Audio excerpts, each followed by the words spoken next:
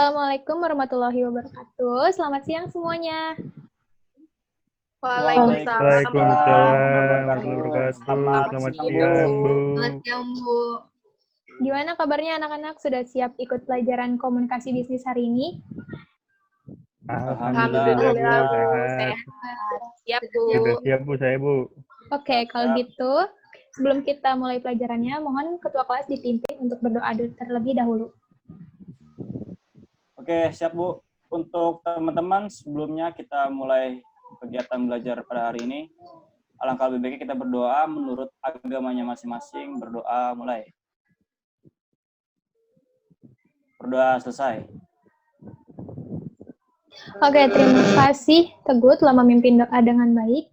Sekarang kita akan mulai belajar. Ada yang tahu hari ini kita mau bahas materi apa? Teknik dan media promosi, Bu. Teknik dan media promosi, Bu. Ya, betul sekali. Hari ini kita akan bahas teknik dan media promosi. Apakah PPT-nya udah muncul? Udah, Bu. Udah, Bu. Udah, Bu. Oke. Tujuan pembelajaran kita hari ini yaitu peserta didik akan dapat menjelaskan pengertian promosi dengan tepat, dapat menjabarkan bentuk-bentuk promosi, dapat mencontohkan kegiatan sponsorship, dapat menjelaskan macam-macam media promosi, menyimpulkan teknik dan media promosi, mengukuhkan konsep dan teknik media promosi, juga menentukan teknik dan media promosi yang digunakan. Nah, sekarang kita masuk ke inti pembahasan. Yang pertama ada teknik promosi. Sebelumnya kalian semua pasti pada bawa handphone kan? Nah, coba kalian cari apa sih yang dimaksud dengan promosi? Sudah dicari? Ada yang sudah bisa jawab? Saya Bu Ayu ingin mencoba jawab. Jadi, Ya, promosi adalah upaya untuk memberitahukan atau menawarkan produk atau jasa dengan tujuan untuk menarik calon konsumen membeli atau mengkonsumsinya. Ya, benar sekali Ayu. Ada yang bisa menjawab lagi? Saya Bu Albi.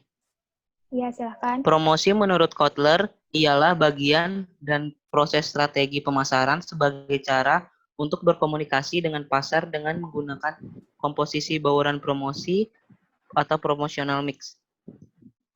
Ya, tepat sekali, Albi. Nah, bisa kita simpulkan bahwa promosi itu adalah suatu arus informasi atau bujukan yang dilakukan untuk mengarahkan orang-orang agar dapat mewujudkan pertukaran penjualan dengan tujuan meningkatkan penjualan.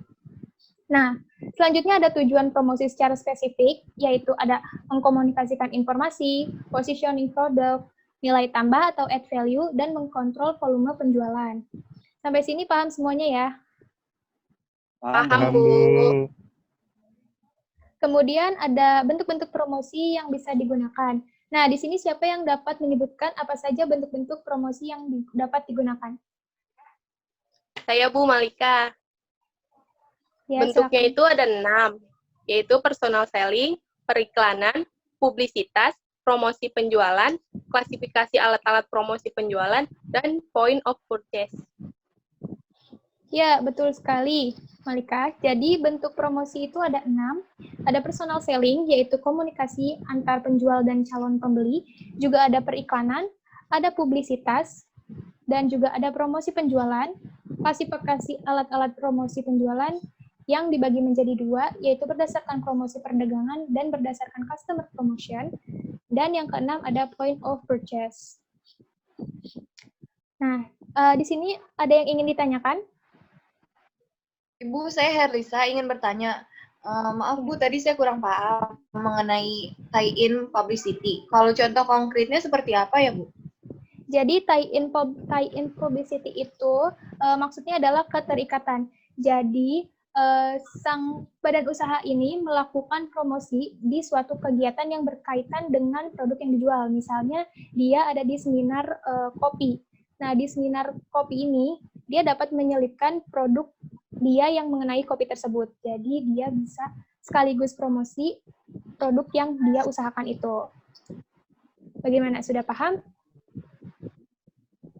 Oh begitu Bu, sudah paham Bu, terima kasih Bu.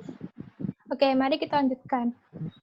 Sekarang ada teknik promosi yang bisa digunakan, yaitu sponsorship dan media promosi. Nah, sponsorship ini adalah cara promosi produk pada suatu perusahaan atau organisasi dengan ikut serta dalam suatu event. Nah, kalau media promosi ini suatu alat untuk mengkomunikasikan suatu produk atau jasa atau image perusahaan ataupun yang lain untuk dapat lebih dikenal masyarakat lebih luas. Bu, Ya, maaf Bu, izin bertanya Bu. silakan. Untuk contoh kegiatan sponsorship itu seperti apa Bu? Baik, di sini ada yang berani menjawab pertanyaan Teguh? Saya Bu, Abror, Oke, silakan. izin menjawab.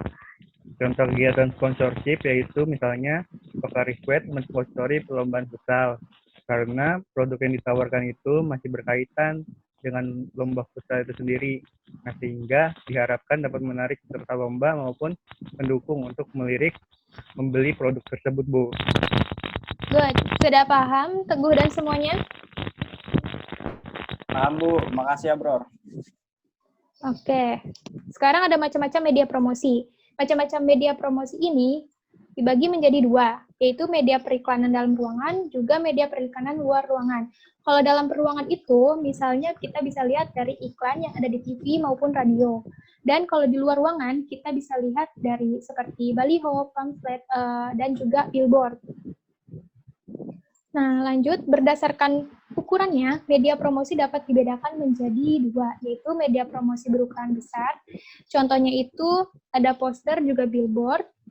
Dan selanjutnya ini ada media promosi berukuran kecil. Nah, di sini siapa yang bisa sebutin apa aja media promosi berukuran kecil? Saya Bu. Ibu. Ya, silakan. Jadi di media promosi berukuran kecil itu contohnya ada brosur, ada pamflet, ada katalog, ada leaflet, dan terakhir ada flyer. Ya, betul sekali. Yang disebutkan tadi merupakan beberapa contoh media berukuran kecil. Yang bisa saya tambahkan yaitu ada pula kartu nama, media cetak, dan art juga sosial media. Sekarang saya mau satu orang tentuin dari pelajaran hari ini, apa sih kira-kira teknik dan media promosi yang baik digunakan? Saya izin berpendapat, Bu. Iya, silakan. Menurut saya, teknik yang baik digunakan tergantung posisi atau kualitas dari badan usaha itu sendiri. Kalau menurut saya, untuk badan usaha yang sudah berprofit tinggi, lebih baik menggunakan teknik sponsorship. Namun untuk yang baru memulai karirnya di badan usaha ini, lebih baik digencarkan lagi melalui media promosi. Dan salah satu bentuk yang paling berpengaruh yaitu sosial media. Good. Pendapat yang bagus sekali, Faras. Saya setuju mengenai pendapat Faras. Untuk menentukan teknik apa yang harus dilakukan suatu badan usaha, pertama memang perlu mengetahui situasi, kondisi, keadaan si badan usaha itu sendiri. Oke, sekarang saya minta Herlisa untuk memberikan kesimpulan sebagai penutup pembelajaran kita hari ini.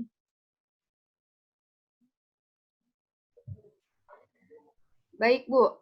Saya ingin menambahkan bahwa promosi bentuknya itu juga ada 6, yaitu personal selling, periklanan, publisitas, promosi penjualan, klasifikasi alat promosi, penjualan, dan point of purchase. Terus, teknik yang dapat dilakukan bisa melalui sponsorship atau media promosi seperti billboard, poster, sosial media, dan lain sebagainya. Dan untuk menentukan teknik apa yang harus dilakukan suatu badan usaha, perlu mengetahui situasi kondisi keadaan si badan usaha itu sendiri. Oke, tepat sekali. Coba Malika tambahkan lagi kesimpulannya.